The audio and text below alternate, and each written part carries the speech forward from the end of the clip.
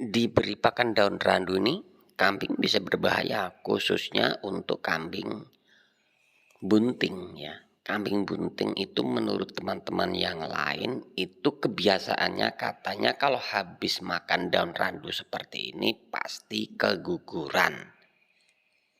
Tapi itu hanya katanya guys. Kalian tidak usah khawatir.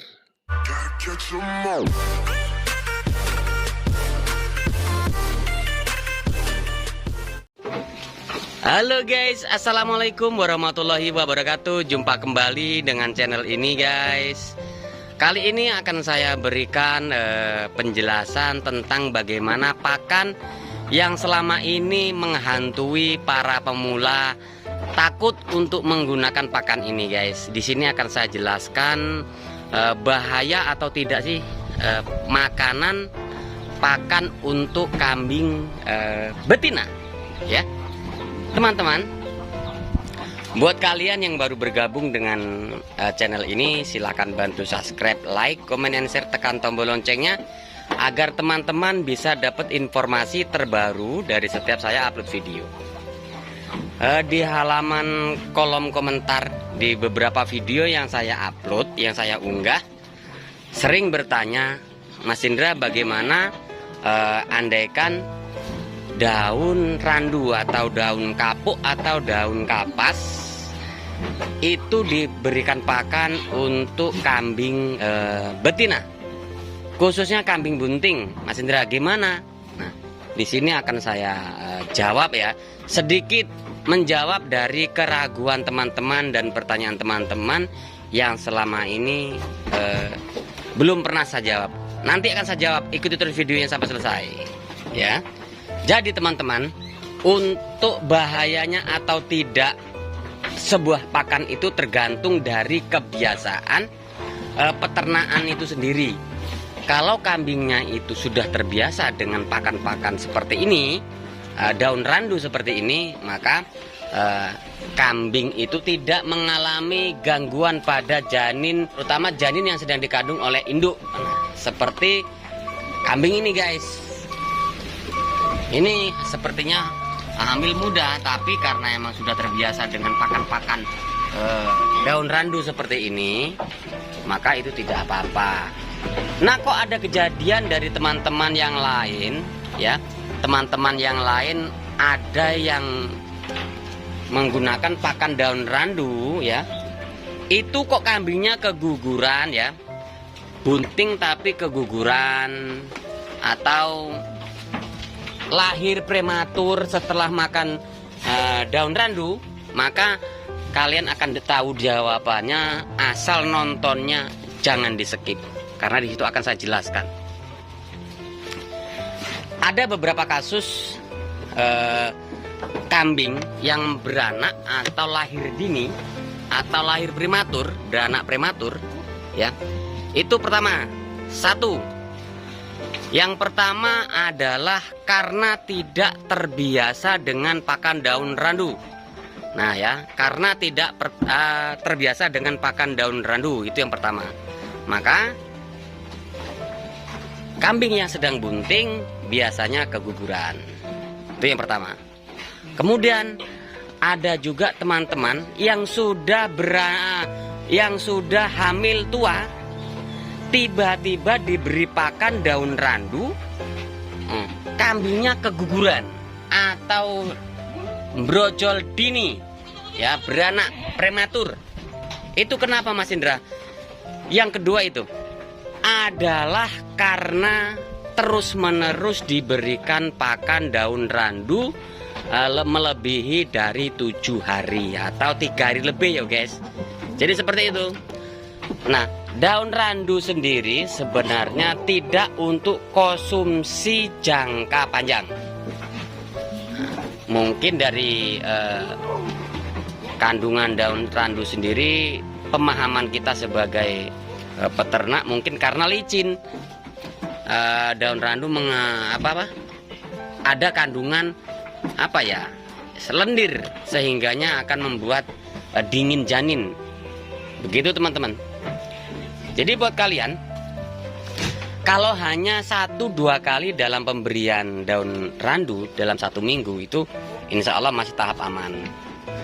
Karena secara acak teman-teman ya, secara acak kita tidak akan tahu ya, kita tidak akan tahu mana sih kambingnya bunting dan mana sih kambing yang tidak bunting. Apalagi dengan kandang sistem koloni seperti ini ya. Kandang koloni seperti ini kita tidak tahu mana yang bunting, mana yang tidak bunting, kita tidak tahu. Karena dalam satu koloni kita berikan 1 pacek ya, 1 pemacek atau 1 pejantan. Fungsinya kandang koloni dengan 1 pejantan ini apa? Agar nanti kalau ada betina yang birahi, maka si pemacek ini sudah ready, dia tahu mana yang harus dikawinin, yang harus dicampurin guys. Jadi seperti itu. Nah, tapi keuntungannya adalah si peternak tidak kesulitan mengawinkan. Di sini mungkin teman-teman sudah sedikit dapat jawaban ya, kenapa daun randu tidak berbahaya. Peternak sendiri itu pasti punya pemikiran. Peternak sendiri pasti punya pegangan. Kalau tidak punya prinsip atau pegangan dalam beternak, maka dengan pakan seperti ini itu tidak akan berani. Nah, ini pemilik peternakan ini saya syuting tidak mau guys, katanya malu. Nah, maka di sini saya berikan penjelasan saja, gitu. Jadi seperti itu teman-teman ya. Berbahayanya daun randu sendiri ini manakala diberikan secara terus-menerus. Jadi poinnya di situ. Nah, kalau pemberiannya tidak terus-menerus, maka insya Allah aman. Nah, di kandang ini guys ya, ini rata-rata betina semua dan bunting semua, ya. Nah, jadi seperti itu, insya Allah aman. Nah, kemudian untuk kambing yang gugur atau keguguran ya, itu memang dalam kandungan pakan sendiri kurang, bisa dikatakan kurang kalsium, kurang proteinnya, mungkin kurang nutrisi pakannya, sehingganya banyak hal-hal yang membuat kambing itu keguguran. Tapi di sini adalah poinnya, daun randu tidak membuat kambing jadi keguguran. Jadi seperti itu teman-teman. Kalaupun ada ya kejadian atau terjadi sebuah keguguran daun kambing bunting karena makan daun randu, mungkin secara teori diberikan terus menerus ya. Jadi seperti itu teman-teman. Buat kalian yang belum subscribe, silakan subscribe. Yang sudah subscribe, saya haturkan terima kasih. Itu teman-teman. Silakan komen apalagi yang harus saya review lagi untuk daun randu sendiri ya teman-teman.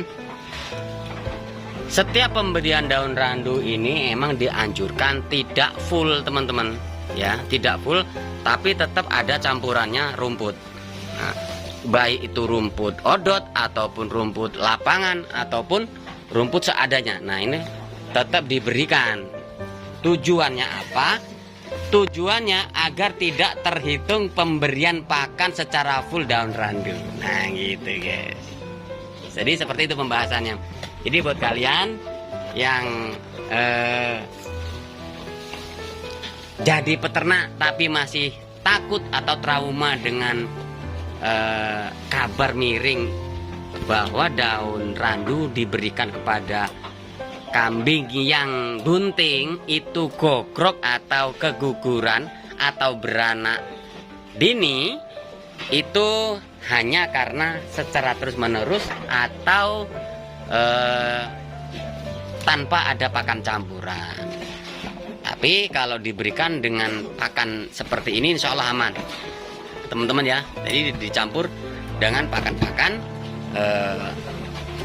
yang lain. Nah, ini karena kambing sendiri dia akan memakan tidak hanya satu jenis pakan. Nah, contohnya saat ini.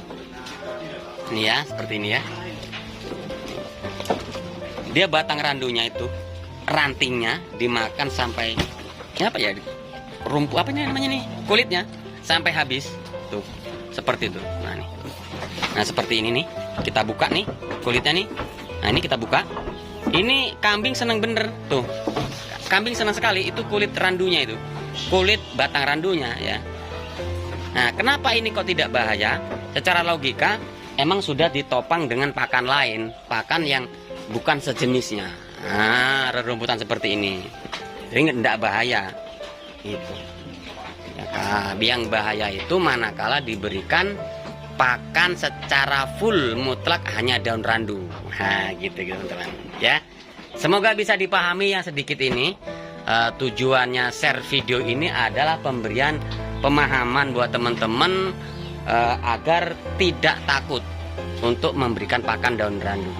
Tapi jangan full selama 1 minggu atau 1 bulan dengan pakan daun randu terus. Ya, bisa jadi kurang baik. Gitu. Karena untuk daun randu sendiri emang ada kandungan lendirnya teman-teman. Seperti itu. Nah, itu teman-teman. Nah, karena ini breeding ya, itu tetap ada cempenya. Nah, cempe ini pembuktian bahwa kambing aman untuk makan daun randu. Gitu teman-teman. Jadi kegugurannya itu bukan karena daun randunya teman-teman. Mungkin karena kandungan pakan yang disajikan selama ini nutrisinya kurang, gizinya kurang, kandungan yang lain kurang. Jadi bukan pakan yang membuat keguguran ya teman-teman ya.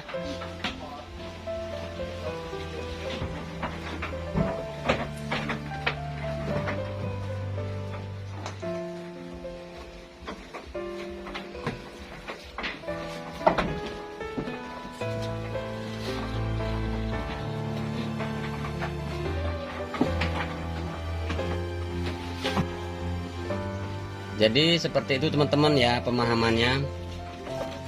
Pakan jenis apapun bisa menyebabkan keguguran, ya. Asalkan porsinya berlebihan atau emang ada kelainan kesehatan dalam tubuh si induk tadi itu. Jadi seperti itu teman-teman. Jadi nggak hanya pakan daun randu saja yang bisa membuat keguguran. Kalaupun itu membuat, tapi pemahaman saya tidak.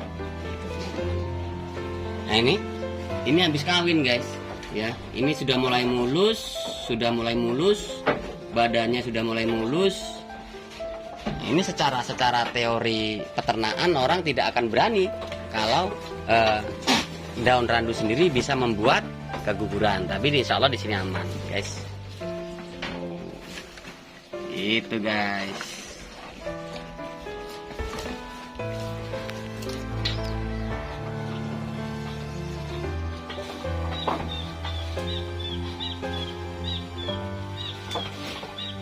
Oke teman-teman, mungkin sedikit ini bermanfaat buat teman-teman semua. Apabila ini cocok dengan pemikiran teman-teman silahkan dimanfaatkan. Jika tidak cocok dengan pemikiran teman-teman silahkan abaikan saja. Jangan jadi pertentangan. Jadi seperti itu teman-teman. Karena pola peternakan itu sistemnya beda-beda di setiap kandangnya. Semoga manfaat. Saya akhiri. Wassalamualaikum warahmatullahi wabarakatuh.